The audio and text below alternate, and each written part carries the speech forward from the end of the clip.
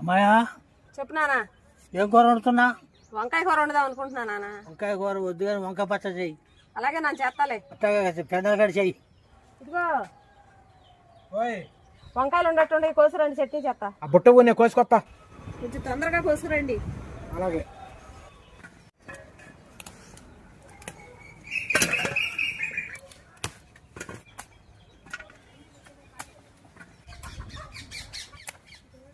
ఇదిగో పార్వతి వంకాయలు కోసుకొచ్చా.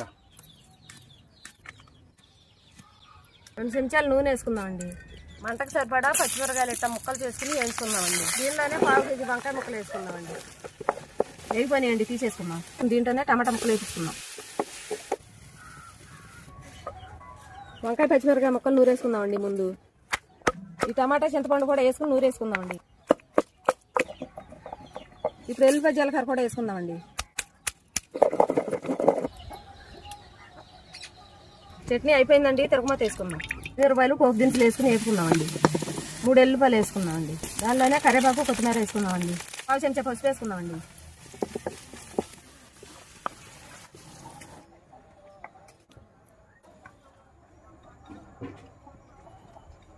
పార్వతి అదిరిపోయింది. పార్వతి ఎరగొట్టేసావా?